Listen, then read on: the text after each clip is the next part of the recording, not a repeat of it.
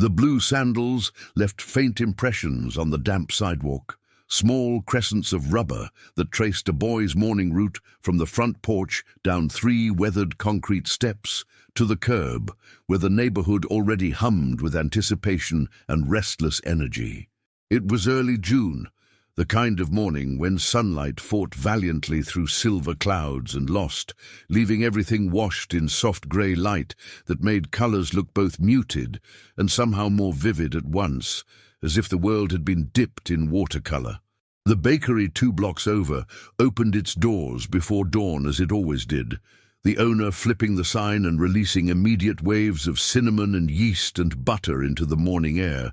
and those scents curled lazily through open windows throughout the residential streets, mingling with the sharp metallic tang of rain-soaked pavement and the faint diesel smell of delivery trucks idling at intersections while drivers checked their manifests. Bicycle bells chimed in staggered, irregular rhythm as riders wove expertly between early risers walking dogs and jogging, and somewhere down the main avenue, parade banners snapped and rippled in the rising breeze, their reds and golds and blues bright against the overcast sky, promising spectacle and wonder to anyone willing to brave the uncertain weather. Inside, a modest 2-story house painted pale yellow with white trim peeling slightly at the corners, a small boy knelt on the living room cushions, his knees digging into the worn fabric, his face pressed eagerly to the window glass, breath fogging the pain in expanding and contracting circles as he counted floats and marching bands in his vivid imagination. Those blue sandals, the ones with Velcro straps worn soft and fuzzy from an entire summer's worth of running through sprinklers and climbing playground equipment and chasing neighborhood cats, hugged his small feet as he bounced in place with uncontainable excitement, listing the names of every character balloon he hoped to see, his voice rising in pitch and volume with each new addition to his mental catalogue. His mother stood directly behind him, one hand resting gently on his shoulder, her thumb tracing absent, soothing circles through the thin fabric of his shirt, her voice low and reassuring and patient as she promised they'd leave soon, that they'd find the perfect spot near the front of the crowd where he could see everything clearly, that today would be special and memorable and worth the wait. She had absolutely no way of knowing, no premonition or warning, that in less than 3 hours those distinctive blue sandals would disappear into a river of strangers, and that this small, perfectly ordinary morning, one of thousands they'd shared together in comfortable routine, would become the last moment of certainty and normalcy in their lives, a memory she would replay obsessively in the years to come,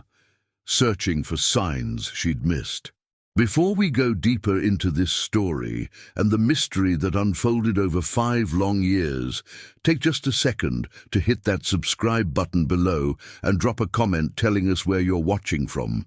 These mysteries connect all of us across borders and time zones and cultures, and your voice really does matter here, becoming part of this community. The parade route stretched a full 4 miles through the beating heart of the city, a winding artery flanked on both sides by brick storefronts with vintage striped awnings and century-old oak trees whose gnarled branches hung low enough to graze the tallest floats as they passed slowly underneath, occasionally dropping leaves onto the participants below. By mid-morning, as the official start time approached, families had staked their territorial claims along the curbs with almost military precision, spreading checkered picnic blankets and unfolding squeaky metal lawn chairs, children perched high on adult shoulders or wedged securely between parental knees for safety and optimal viewing. The air thickened progressively with carnival smells that layered one atop another. Buttered popcorn popping loudly in vintage red and white striped machines, diesel exhaust from idling generators powering the elaborate mechanical floats, the sharp, chemical sweetness of cotton candy spinning in paper cones at vendor stands, hot dogs and sausages grilling on portable carts with their distinctive charred smell. Overhead, the clouds thinned just enough in patches to let through streaks of pale sunlight, that painted shifting golden rectangles on the pavement, and the crowd murmured in waves like an ocean, a rhythm of laughter and chatter and excited shouts that rose and fell with each passing attraction or announcement over loudspeakers. The boy and his parents arrived just as the first drum line rounded the distant corner, the bass beats vibrating audibly through the pavement and up into chests and rib cages, making hearts synchronize momentarily with the deep percussion. His father hoisted him up onto his shoulders for a long moment, letting him see clearly over the sea of heads and baseball caps and sun hats, and the boy squealed with pure delight, pointing frantically with both hands at a towering dragon float whose papier-mâché scales glinted under the fractured light, its mechanical head swiveling slowly left and right to reveal painted eyes the size of dinner plates and theatrical smoke billowing from its flared nostrils. His mother snapped a photo quickly with her phone, capturing the moment. Later, in the dark hours of grief, she would study that image obsessively for hours at a time, zooming in progressively on his face mid-laugh, the blue sandals just visible at the very edge of the frame. One strap slightly twisted where he'd fastened it himself that morning, with clumsy, eager fingers, still learning fine motor control. They lowered him back down carefully as the crowd pressed tighter, bodies jostling for better views as a particularly popular float featuring local celebrities approached, and his hand slipped naturally into his father's larger grip, small fingers curling around a thumb in the habitual way they'd done since he was a wobbly toddler learning to walk those first uncertain steps. For a while, everything was perfect, and exactly as it should be, exactly as they'd planned. The marching band swung past in tight, synchronized formations that must have required months of practice, brass instruments flashing brilliantly in the intermittent sunlight, and a wave of confetti burst suddenly from hidden cannons somewhere unseen, tiny paper stars and streamers raining down in a cascade of color that made children shriek with joy. The boy reached up instinctively to catch a handful, his mouth open in wonder at the colorful paper falling like snow,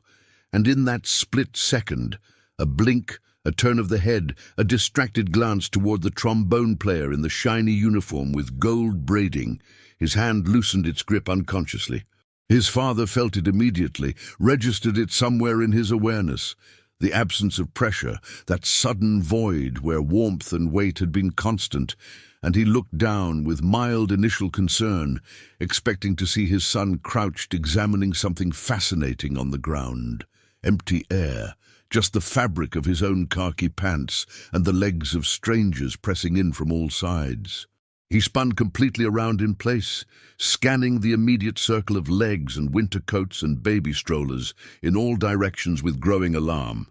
Nothing. His mother turned her head, following his movement, her smile faltering and then collapsing entirely as she registered his expression, and together they began calling his name, softly at first, as if he might simply be crouched nearby examining something interesting on the ground, then louder, their voices rising with panic and being swallowed almost immediately by the drumbeat and the crowd's collective roar. Seconds stretched into eternities, time distorting. Panic bloomed cold and fast, spreading through their bodies like ice water in their veins, freezing them in place even as they needed desperately to move. He was gone, just like that, in the space between one heartbeat and the next. No cry for help, no struggle, no visible disturbance in the crowd, only the vanishing of a small boy in blue sandals into a sea of moving strangers who had no idea they'd just witnessed a disappearance that would haunt a family for years. The first response was pure instinct overriding rational thought, shouting his name over and over until throats went raw, pushing through the crowd without any regard for politeness or personal space, asking anyone and everyone with increasing desperation if they'd seen a little boy, 5 years old, brown hair that always stuck up stubbornly in the back, no matter how much they tried to smooth it, wearing distinctive blue sandals with white stitching along the sides. Strangers joined the search immediately without being asked, mothers and fathers whose own children suddenly clung much tighter to their hands as the frightening news spread mouth to mouth through the crowd like wildfire, jumping from person to person with horrifying speed. Someone flagged down urgently a patrol officer stationed at the nearby intersection for basic crowd control, and within mere minutes the parade slowed its forward progress, then stopped entirely with awkward gaps between floats, engines idling, as police began systematically sectioning off the area and coordinating organized search efforts through crackling radio communication. Radios filled the air with urgent voices, clipped and professional despite the emergency, coordinates exchanged with military precision and efficiency. The boy's mother stood frozen at the curb like a statue, her hands shaking uncontrollably, unable to make her legs move or her mind process what was happening, while his father ran block to block in widening, frantic circles, ducking under metal barriers, checking behind vendor carts, and beneath the wooden bleachers erected for VIP guests and local dignitaries and city officials. Volunteers formed impromptu human chains almost instantly, combing narrow alleys and side streets methodically in organized grid patterns, peering into parked cars and calling his name repeatedly into open doorways and shop entrances, hoping for any response. A K9 unit arrived within 30 minutes, German shepherds straining eagerly at their leashes with focused energy, noses pressed low to the ground as experienced handlers directed them carefully along the last known path, trying desperately to pick up any lingering scent trail from the blue sandals. The dogs zigzagged systematically through discarded soda cups and crumpled parade flyers and dropped ice cream cones melting into sticky puddles, pausing occasionally to sniff intensely at a child's abandoned shoe or a forgotten jacket draped over a bench. But each time they moved on after a moment, offering no clear trail to follow, no definitive direction that might lead to answers. Flyers were printed within the hour at a nearby copy shop that donated the materials, his most recent school photo showing a gap-toothed smile, placed beside a close-up detail shot of those distinctive blue sandals with their white stitching and worn Velcro straps, and below in bold capital letters impossible to miss, "Have you seen him?" The papers went up immediately on telephone poles in shop windows, taped to the sides of the stopped parade floats themselves, creating a paper trail of desperation. Phone trees ignited across the entire community, mothers calling mothers, neighbors knocking urgently on doors throughout residential streets, cafe owners stepping outside repeatedly to scan every passing child with nervous intensity and growing dread in their stomachs. By late afternoon, as shadows began to lengthen and stretch across the pavement, a tip came in that sent adrenaline surging through everyone involved. A shopkeeper 3 blocks south remembered seeing clearly a boy in blue sandals, maybe an hour or perhaps 90 minutes ago, being tugged along with some urgency by a tall man in a grey windbreaker with the hood partially up obscuring his face. Officers converged immediately on the location, pulling security footage from nearby businesses, hearts pounding audibly in their ears as they fast-forwarded through grainy time-stamped frames, looking for any sign, any clue that might break the case. There, a boy visible, sandals, a man's hand clearly visible on his shoulder. But as they zoomed in closer with growing excitement, as they carefully cross-referenced timestamps with precision and interviewed the actual child's parents who emerged confused and frightened from a cafe just down the block, the truth settled like a heavy stone in their stomachs. Wrong boy entirely, wrong man, just a cruel coincidence. The family who had been mistakenly implicated was apologetic and visibly shaken by the encounter and the realization of what could have happened, and the search resumed immediately with renewed urgency, hope and dread, tangling tighter with every passing hour as daylight began its inevitable fade toward darkness. Days bled into weeks, and weeks into months, and the world outside kept turning its indifferent wheel, while inside the yellow house with white trim, time seemed to stop entirely, or perhaps move in strange, disjointed loops that made no sense. The boy's room remained exactly as he'd left it that morning, toy trucks scattered across the carpet in mid-game, as if he'd just stepped away. A half-finished puzzle on the small desk showing a colourful cartoon dinosaur scene, with only the corner pieces complete. His bed unmade from sleeping, the sheets still holding the faint shape and indentation of his last sleep. His pillow still carrying his scent. His parents took turns sitting on the edge of that bed at different hours of day and night, holding his pillow close, breathing in the lingering smell of his strawberry shampoo and the particular sweetness of childhood sleep and innocence. The calendar on the kitchen wall became a painful gallery of circled dates written in different colored markers. The day he vanished marked with thick red marker that bled through the paper. The day they'd planned his birthday party complete with superhero-themed streamers and a custom cake already ordered from the bakery. The day school would have started again in the fall with his new backpack already purchased and hanging hopefully in the closet, still in its plastic wrapper. Each morning, without fail, his mother set out his favorite cereal bowl, the one with cartoon characters dancing around the rim that he'd picked out himself at the store, a small ritual of desperate hope that felt increasingly hollow and meaningless, but which she couldn't bring herself to stop performing. His father threw himself into the search with obsessive, consuming energy that bordered on self-destruction,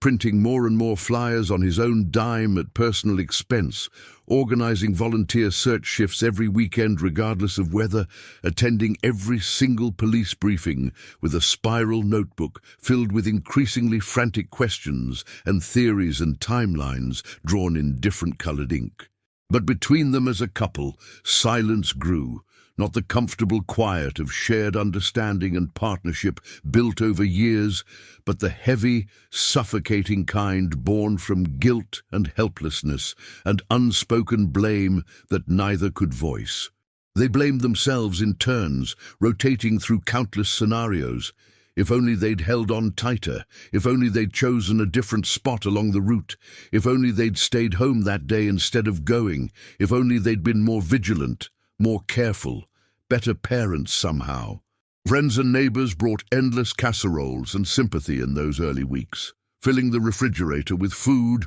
no one had the appetite to eat, sitting awkwardly at the kitchen table, offering support and wild theories and promises to keep looking and praying that felt increasingly empty. For the first few months, visitors came regularly in a steady stream, a rotating schedule of concern and community, sitting in the living room nursing coffee that went cold, offering updates from their own neighborhood searches and forwarding tips they'd heard third-hand at grocery stores or hair salons. But as summer turned to fall, as trees lost their leaves and the media moved on inevitably to other stories and tragedies, as the flyers grew weather-beaten and curled and faded from rain and sun on telephone poles, the visits naturally tapered off into nothing. People returned unavoidably to their own routines, jobs demanding attention and focus, schools reopening with their own schedules and activities, their own children's lives requiring daily focus and energy,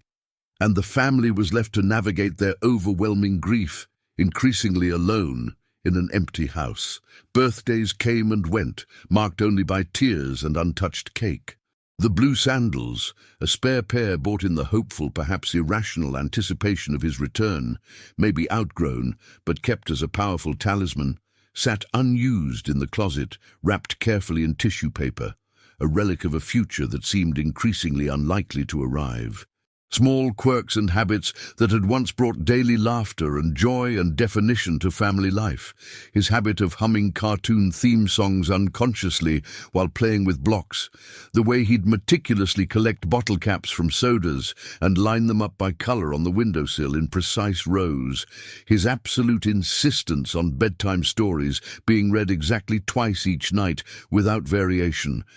now haunted every corner of the house like friendly ghosts turned suddenly painful and sharp. The neighborhood felt the collective loss acutely as well, a wound in the community fabric, A teacher at his elementary school left her classroom door unlocked after hours for months, half hoping irrationally that he'd wander in one day confused but safe.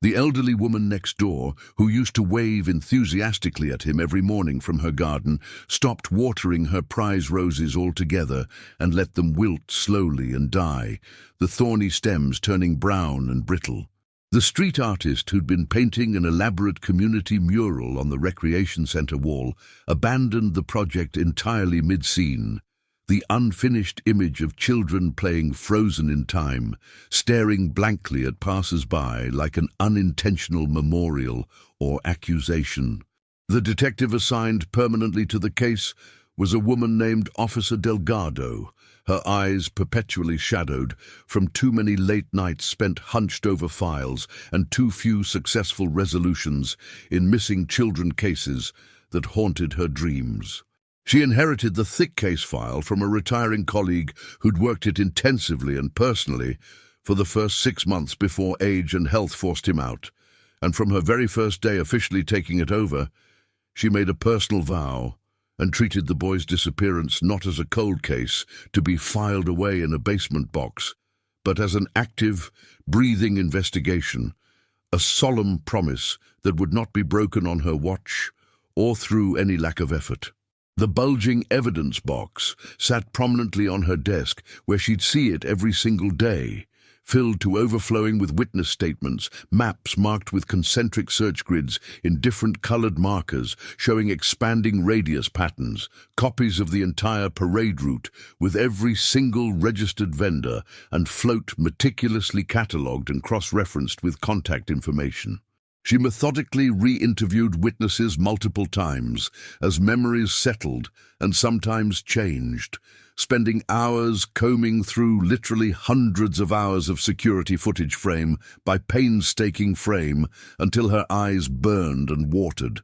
and she maintained an extensive network of contacts and professional relationships across neighboring jurisdictions and even neighboring states, knowing from hard-won experience that many missing children cases weren't solved in isolation, but through the slow, patient accumulation of cross-reference data from multiple disparate sources. Modern technology offered new lifelines and possibilities where once only intuition and footwork and luck ruled investigation. The boy's DNA, carefully collected with proper documentation from a baby toothbrush still sitting in the bathroom cup and strands of hair retrieved with sterile tweezers from his pillow,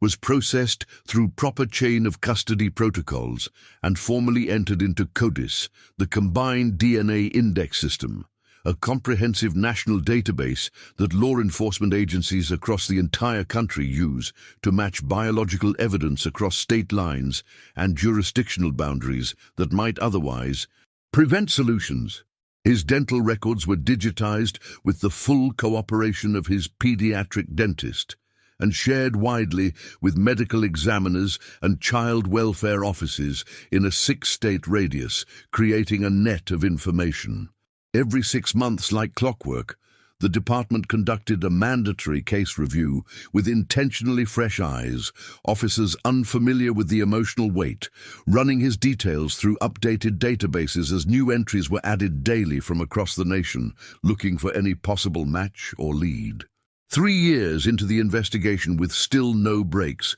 they commissioned an age progression image, bringing in a specialized forensic artist who worked closely alongside computer software to predict with some scientific basis how the boy's face might have changed naturally with growth and time. Cheeks losing their baby roundness and fat, jaw lengthening and squaring slightly with puberty approaching, hair perhaps darker or cut differently in whatever environment he now inhabited. The resulting sketch was haunting in its strange familiarity yet foreignness, recognizable in some undefinable way, yet not, and it was distributed widely to schools, hospitals, social service agencies, and youth organizations across multiple states, pinned to bulletin boards and uploaded to missing children websites and databases maintained by various non-profits. The parents participated actively and eagerly in every single procedural step,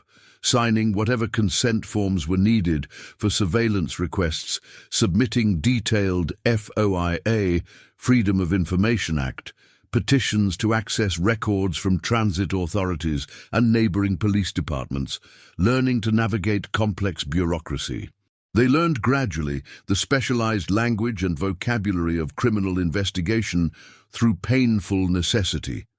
Chain of custody, interagency coordination, satellite imagery analysis, ATM camera pings, cell tower triangulation, facial recognition software, and its many limitations. Each new term was a small piece of hard-won knowledge purchased with time and pain, a way to feel fractionally less helpless in the face of the vast unknown stretching before them. Officer Delgado explained everything patiently and thoroughly to them, never once condescending or dismissive, walking them carefully through why certain promising leads took weeks or even months to follow up properly, how evidence was meticulously logged and preserved for potential court proceedings, the careful balance between maintaining realistic hope and managing expectations against disappointment. She became a permanent fixture in their lives over the passing years, a quiet presence who never promised miracles or guaranteed outcomes, but who also never, ever stopped actively working the case when others might have given up. 5 years to the exact day after the parade, measured almost to the very hour, a routine administrative task triggered an unexpected and potentially significant connection that would change everything. A city social worker named YRS, processing routine property transfer records for an entirely unrelated housing case involving a tenant dispute,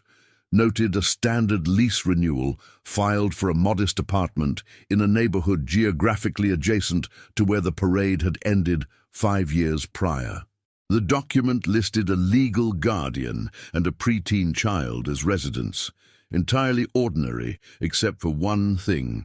and something about the boy's listed date of birth caught her experienced eye. It was close, within just a few days actually, to a missing child alert she distinctly remembered seeing years ago during a training seminar on recognizing displaced children in the system. It was precisely the kind of near miss that most overworked people would dismiss automatically as mere coincidence.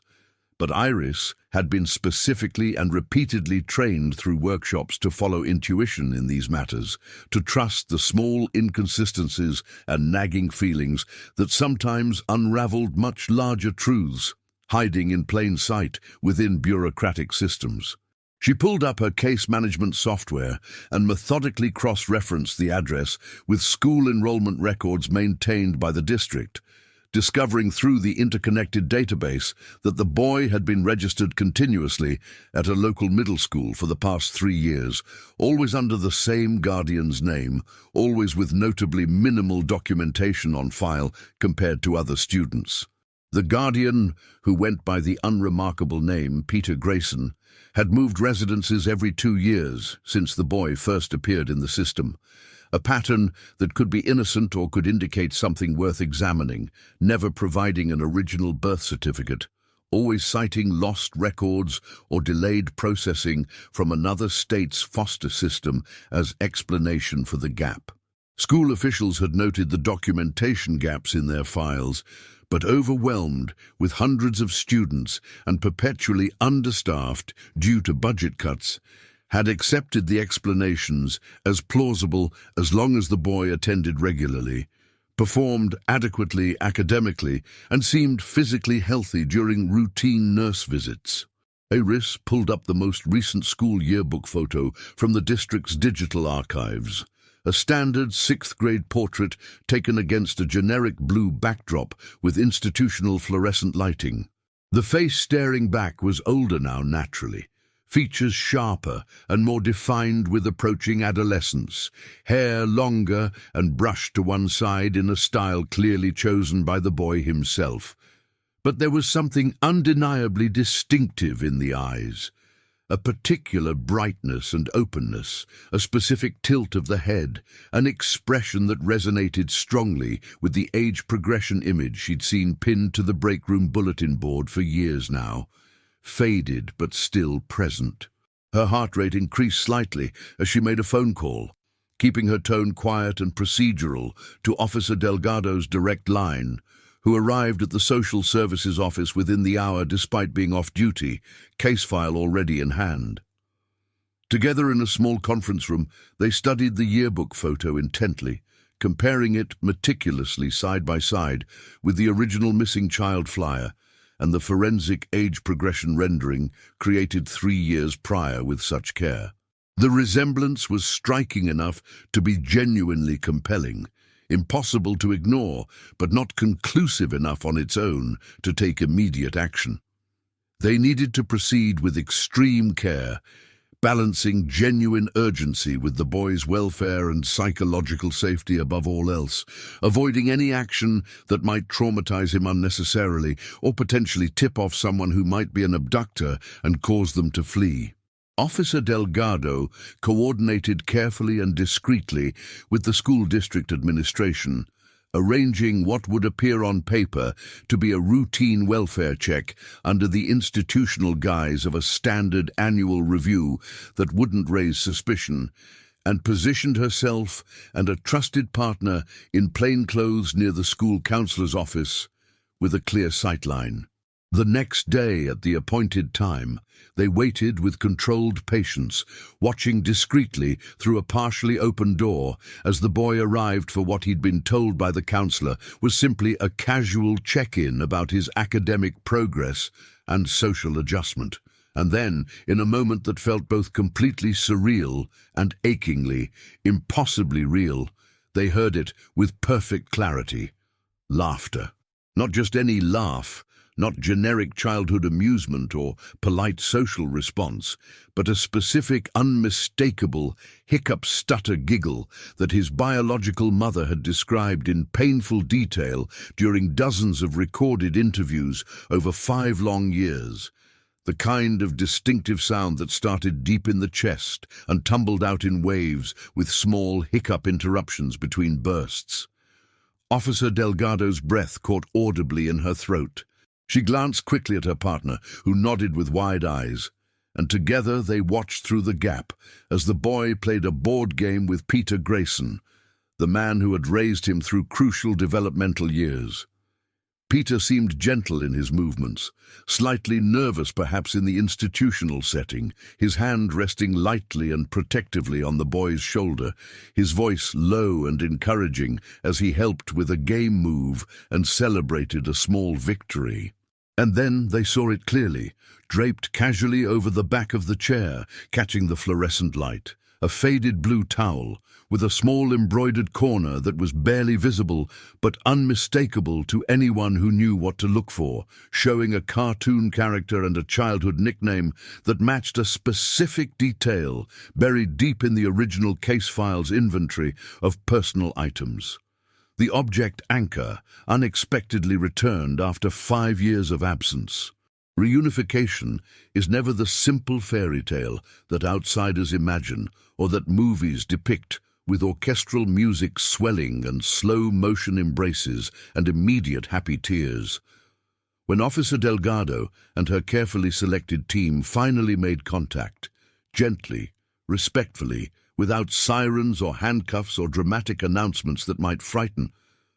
the boy stared at the unfamiliar adults in their business-casual clothing with obvious confusion and the first flickerings of real fear crossing his face. Peter stood protectively beside him, cooperative but visibly shaken by the sudden intrusion, answering every question with a quiet honesty and transparency that immediately complicated the emerging narrative in important ways that didn't fit simple explanations. Over the next several hours, relocated to a specially designed interview room created specifically for sensitive interactions with soft chairs and warm, natural lighting and child-friendly decorations on the walls,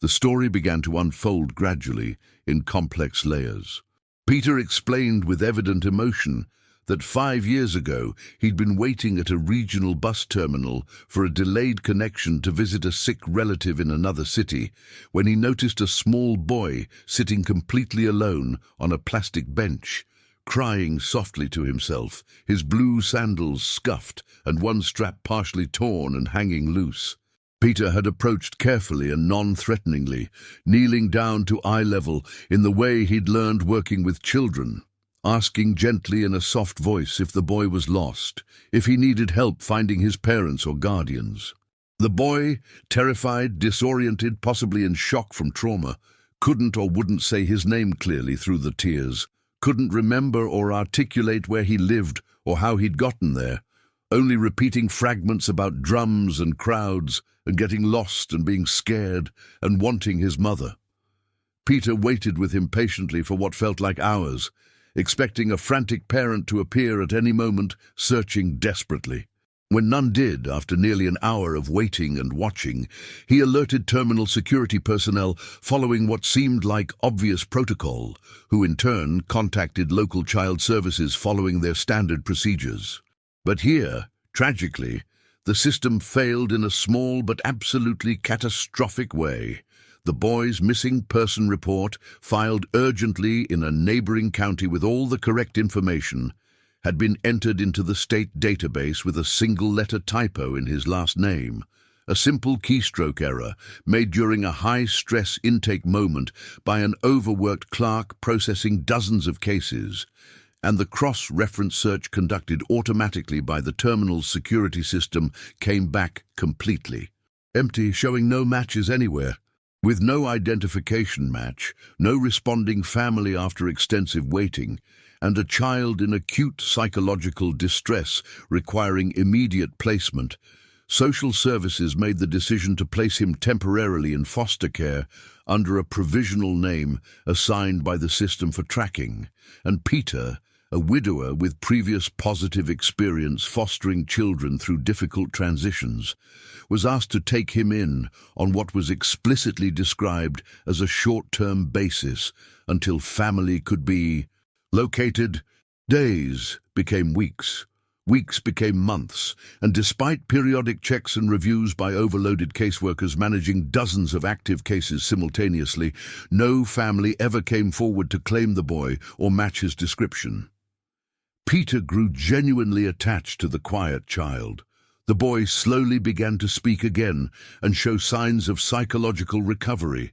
and the temporary arrangement gradually became permanent through bureaucratic momentum and the simple passage of time. Peter kept those distinctive blue sandals in a cardboard box at the very top of the closet, unable to throw them away even when they no longer fit, sensing somehow that they held deep significance the boy couldn't fully articulate but might someday remember. He never knew he was raising someone else's child.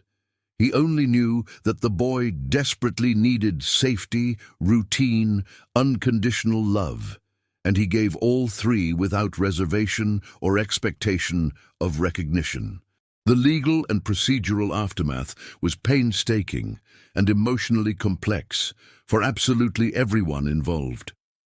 Forensic verification became the irrefutable scientific bridge between past and present, between two lives. DNA samples were collected from the boy through a simple, non-invasive cheek swab and compared against the carefully preserved samples from his biological parents, kept in temperature-controlled evidence storage,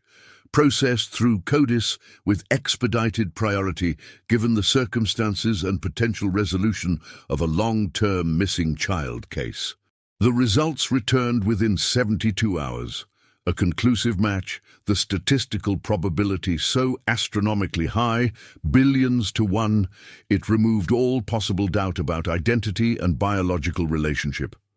Fingerprint analysis, though less definitive given the significant changes in finger size and ridge patterns from age 5 to 10, nonetheless corroborated the genetic findings when compared carefully against prints taken from toys and surfaces preserved in his original home. Investigators meticulously retraced every single step of the original case, examining with fresh eyes how exactly the database error had occurred, ultimately traced to a single keystroke mistake during a high-stress intake moment by a clerk who no longer worked there, compounded by an overworked caseworker who hadn't followed the recommended protocol of double-checking entries against the National Missing Children Registry before closing the intake. Policy reviews were initiated immediately at the state level, training protocols revised substantially, and interagency communication systems audited thoroughly to identify and prevent future failures that could tear families apart. The boy's biological parents were notified with extraordinary care and sensitivity, Officer Delgado delivering the news in person at their home rather than by phone, accompanied by a family therapist who specialized in trauma and complex reunification cases. The initial meeting was arranged meticulously in a neutral, quiet space, not the police station with its institutional coldness and negative associations, not the foster home with its established routines and Peter's presence, but a counseling center specifically designed for such emotionally charged moments with comfortable furniture and calming colors. The parents walked in trembling visibly, hardly daring to believe this was real after 5 years of hoping and searching and grieving. And when they finally saw him, taller, older, changed but unmistakably their son, they froze in place, completely overwhelmed. He looked back with uncertainty, a flicker of something like recognition buried beneath years of new memories and a different life and a different name. His biological mother spoke first, her voice breaking despite her best efforts at control, saying his birth name tenderly, the real one, the one he'd been given as an infant. He blinked rapidly, tears forming involuntarily, and whispered in response, "I remember parades. Drums. Blue sandals, I think, but I had to forget. I had to forget to keep going." It was a start, fragile and tentative and uncertain, but nonetheless a genuine start toward healing. Reintegration unfolded slowly over many careful months, guided by professionals extensively trained in attachment theory, trauma-informed care, and the delicate, complex work of reuniting families fractured by years and circumstances beyond anyone's control. The boy, now navigating the already difficult waters of pre-adolescence with its identity questions, had lived literally half his entire conscious life with Peter, who he called Dad, without hesitation or awareness that it might be otherwise, and that bond was real and important. His biological parents, though overwhelmed with joy and relief at his recovery, understood through intensive counseling that they could not and should not simply erase those 5 formative years, nor would it be remotely fair or psychologically healthy to try to pretend they hadn't happened. Therapy sessions became the cornerstone of the entire process, both individual sessions for each family member to process their own trauma and carefully moderated family sessions, creating safe space for the boy to process his dual identity, to honor and acknowledge the life he'd lived with Peter, while simultaneously reconnecting with the biological family and history he'd lost. Boundaries were established with extreme care by the therapeutic team, scheduled visits that gradually lengthened from 30 careful minutes to hours to whole days and eventually overnights. Phone calls between visits to maintain connection, shared meals in neutral settings like restaurants, small family traditions from his early childhood reintroduced cautiously to see what might spark memory or comfort or belonging. His biological parents learned through painful trial and error to meet him exactly where he was, emotionally in the present, not where they'd imagined or desperately hoped he'd be after 5 years. Peter, for his part, remained actively involved in the process, understanding clearly that while his role had fundamentally shifted, it had not ended and might never end. Legal proceedings eventually determined through family court that while Peter had acted entirely in good faith and with genuine love, legal custody would return to the biological parents with a careful transition plan, with Peter granted formal visitation rights and an ongoing relationship explicitly formalized through court order, because cutting him off would harm the child. The boy's original blue sandals, finally retrieved ceremonially from Peter's closet and carefully preserved despite their worn condition, were placed in a shadow box frame alongside the first photograph taken after reunification. A small, tentative family standing together with uncertain smiles and hesitantly clasped hands. The sandals positioned prominently in the foreground as both painful relic and symbol of resilience. Holidays were navigated with careful planning and therapeutic support and flexibility. Old rituals blended thoughtfully with new ones created together, and slowly, incrementally, trust rebuilt itself through consistency and patience and small moments of connection. The boy began to remember fragments, sensory flashes of that original parade day, the distinct smell of popcorn, the visceral feeling of drums vibrating through his chest, his mother's voice calling his name through a crowd. Therapists helped him understand that forgetting had been an unconscious survival mechanism, a way his young mind had coped with overwhelming trauma and loss, and that remembering now was a healthy sign of healing and safety, not a betrayal of Peter or the life they'd built together. The story's epilogue is not a neat ending tied with ribbon, but an ongoing beginning, one shaped by hard-won knowledge and a fierce commitment to systemic change so this never happens again. The biological parents, forever altered by their loss and the statistical miracle of return, became passionate advocates for missing children and system reform, working directly with state legislators to improve database accuracy and interagency communication protocols. They partnered with national organizations that train social workers and law enforcement in cross-referencing techniques and catching clerical errors, pushing for mandatory audits and redundancy checks in all missing person entries. They spoke at regional and national conferences, sharing their story not for sympathy or attention, but for concrete systemic change, emphasizing repeatedly that their son's return was not inevitable fate or divine intervention, but the direct result of one observant social worker following her training and a fortunate procedural check that could easily have been missed. They established a small non-profit fund to support other families navigating the terrible limbo of disappearance, covering costs for age progression images, private investigators when leads went cold, and legal fees that public resources couldn't meet. Every year, without fail, on the anniversary of his disappearance, they volunteer quietly at the city parade without media fanfare, counting heads and offering water bottles and first aid supplies and smiles, a gentle but vigilant presence, ensuring that no other child slips unnoticed through the cracks. The boy himself, now a teenager navigating the already complex territory of identity and belonging with the added layer of his unique history, found his own way to contribute meaningfully to helping others. With his therapist's guidance and encouragement, he began writing about his experience, not initially for publication, but simply for processing, and eventually he agreed to share carefully edited portions anonymously with foster care training programs, helping caseworkers understand the child's perspective in cases of ambiguous loss and unresolved identity. Peter remained a permanent fixture in his life, attending school events and birthday dinners and weekend visits, a quiet testament to the reality that love and family are not always or exclusively defined by biology alone.